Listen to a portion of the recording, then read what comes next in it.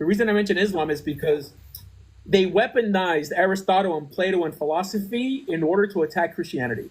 And then in order to seem sophisticated amongst our Muslim neighbors, Jews like Maimonides adopted for Judaism. And what they essentially came up with was cannibalistic monotheism. That only because you fail to conclude that God is this or God is that, or he's limited or not limited by this, that's the determining factor on whether you're validated by God.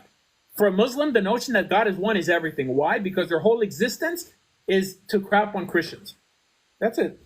You know, that's not how Judaism functions.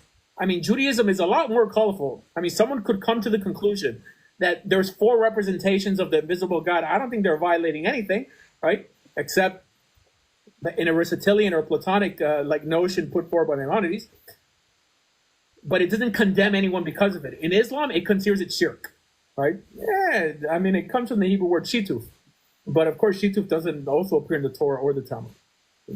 Shituf is like neighbor or like partner, no? Yeah, partnerships, you know, but it's an idea that doesn't appear in the Talmud. I mean, it's brought down by Tosfos, and the Rambam, also mentions it. But in terms of, the Rambam doesn't have a commentary to the Talmud, at least. Yeah, but Tosfos does, yeah. I think it's Maimonides that says that people who say, like, we are coerced or don't have free will, he's very harsh.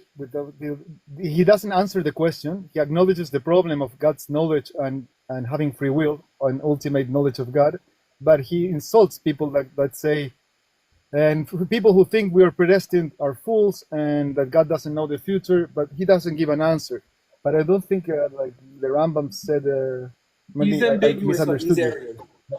I mean, the Rambam believes that you have full free will, but there's instances still that he doesn't know the future. That God's. I think he talks about kohota teva, that what God knows is whether it's going to rain or not, or like if there's going to be an earthquake. But on whether you're going to do tshuva, there's a statement in Pirkei Avot that says that everything's under heaven but the fear of heaven, meaning that God doesn't know like if you're going to repent.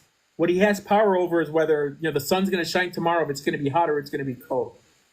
So that's more the philosophical area that Maimonides is in. So everything is in heaven except the fear of heaven. It's not that he doesn't know; it's that he doesn't interfere. I understand. I know. Okay, I know that you're saying this, but you're saying it like it's a definitive explanation.